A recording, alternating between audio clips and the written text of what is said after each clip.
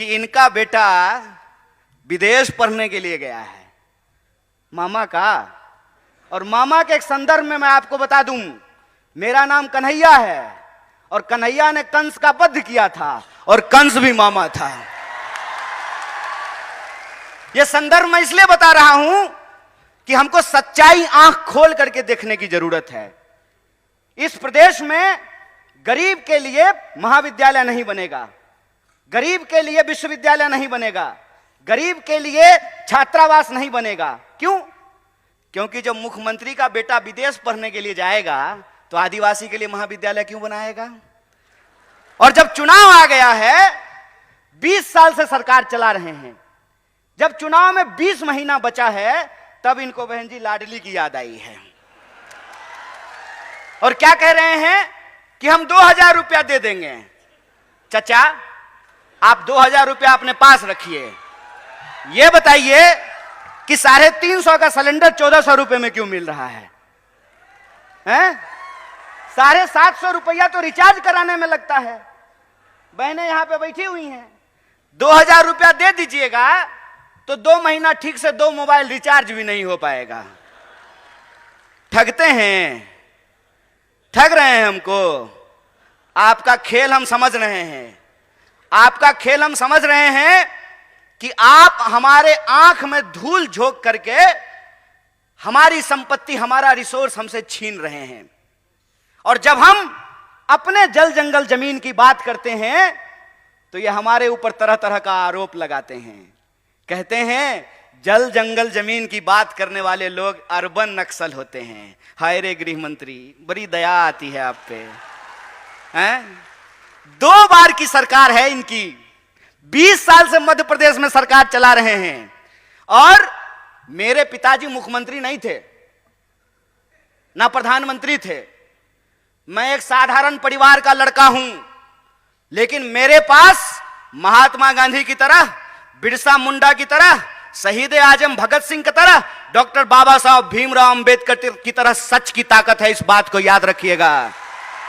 अरे पूरी ताकत लगा लीजिए, आप हमारी सच्चाई को नहीं बदल सकते हैं। हम सत्य के लिए लड़ रहे हैं, हम अपने लोकतांत्रिक अधिकार के लिए लड़ रहे हैं। और लोकतंत्र का क्या मतलब होता है? लोकतंत्र का मतलब यह होता है कि जैसे मुख्यमंत्री के बेटा का वोट एक होता है, उसी तरह से आदिवासी के बच्चा का भी वोट एक होता है। अगर मुख्यमंत्री के पास पैसा है, वो अपने बच्चे को विदेश भेज सकता है, तो हम भी इस देश में टैक्स देते हैं। हमारे बच्चों के लिए भी अच्छी शिक्षा की व्यवस्था होना चाहिए, अच्छा अस्पताल होना चाहिए, अच्छी सड़कें होनी चाहिए, महिलाओं की सुरक्षा होनी चाहिए। यह हमारा हक है। और जब हम अपना हक मांगते हैं तो हमारी बात को गुमराह करने की कोशिश करते हैं, लेकिन हम गुमराह होने वाले नहीं हैं। इनका खेल हम समझते हैं। हम आपके टैक्स के पैसे से, आपके टैक्स के पैसे से हमने पीएचडी की है, हमने आपका नमक खाया है। और हम नमक हराम नहीं हैं, हम नमक हलाल हैं। और हम आपके साथ यह नमक का वादा करते हैं, क्योंकि हम महात्मा गांधी की पार्टी से हैं। और महात्मा गांधी ने नमक का आंदोलन कराया था और अंग्रेजों को धूल चटाया था। इस बात को हम इनको याद दिलाना चाहते हैं। अगर हम इस देश को अंग्रेजों से मुक्ति दिला सकते हैं, तो अंग्रेजों की चापलूसी करने वालों से भी मुक्ति दिला सकते हैं। हमारे स्कूलों को बंद करके, हमारे छात्रावासों को बंद करके, तरह तरह का भर्ती घोटाला करके, घोटाला खत्म ही नहीं हो रहा है।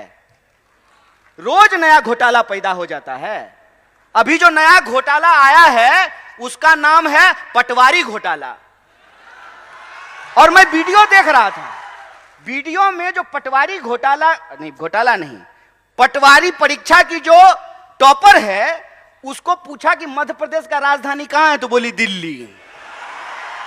हम बोले बिल्कुल ठीक बात है। आजकल मध्य प्रदेश में सारा कंट्रोल दिल्ली से ही चल रहा है। बेचारे नरोत्तम मिश्रा जी, उनको फिल्म का बड़ा इंटरेस्ट है। अक्सर दीपिका पादुकोण को देखते रहते हैं कि दीपिका पादुकोण क्या पहनी है।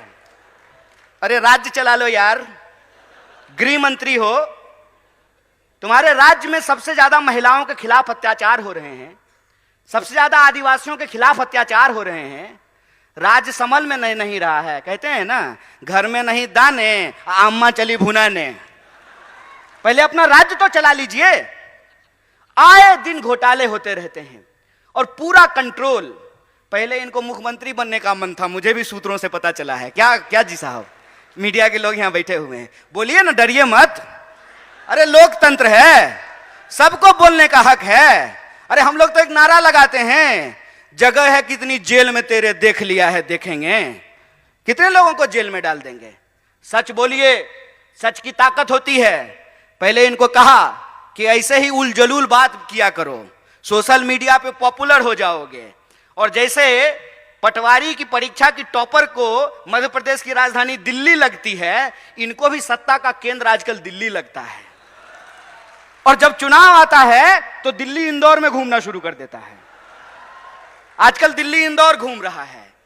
तो जब आ ही गए हैं नेकी और पूछ पूछ, तो इनसे पूछ लेना चाहिए कि क्यों घोटाले पे घोटाले हो रहे हैं, क्यों आदिवासियों के खिलाफ अत्याचार हो रहे हैं, क्यों महिलाओं के खिलाफ अत्याचार हो रहे हैं, क्यों आपके द्वारा किए गए एक भी वादे पूरे नहीं किए गए हैं। और जब चुनाव आया है, लाडली योजना, समझ रहे हैं साहेब, अपने लाडले के लिए ये लाडली योजना लेकर के आए हैं। साहब, ये सच्चाई हम देख रहे हैं।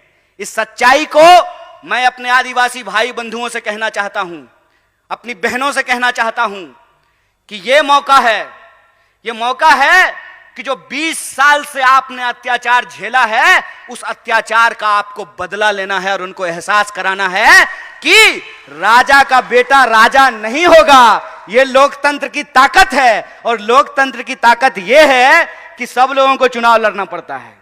कमलनाथ जी भी चुनाव लड़ते हैं, दिग्विजय सिंह जी भी चुनाव लड़ते हैं, और नरोत्तम मिश्रा को भी लड़ना पड़ता है। एक उदाहरण आप मुझे सोच करके बताइए। और यहां पे चूंकि कांग्रेस के वरिष्ठ नेता मौजूद हैं और हमारे आदिवासी भाई बंधु हैं, इसलिए कहना जरूरी है कि श्रीमती गांधी को 2 बेटे, संजय गांधी और राजीव गांधी, दोनों कांग्रेस में थे।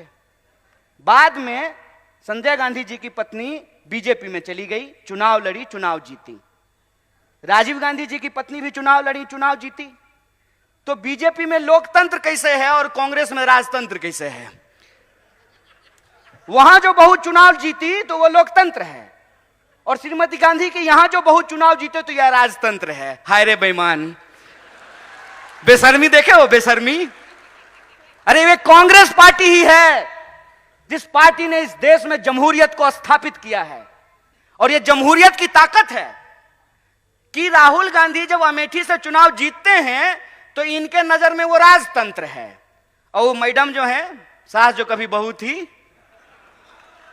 है ना, वो जब अमेठी से चुनाव लड़ी है तो लोकतंत्र है। हाय रे चोरी। मैं तो यही कहता हूं कि अगर इस देश में पंडित जवाहरलाल नेहरू नहीं होते ना, तो नरेंद्र मोदी भी देश के प्रधानमंत्री नहीं हो पाते।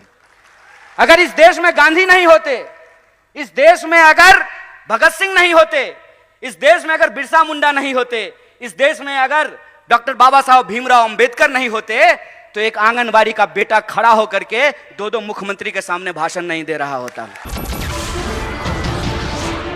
नमस्कार, मैं हूं मानक गुप्ता। अगर आपको हमारा ये वीडियो पसंद आया हो तो इसे लाइक और शेयर जरूर करें। और हां, हमें सब्सक्राइब और फॉलो करना ना भूलें, ताकि आप देश और दुनिया की कोई खबर मिस ना करें।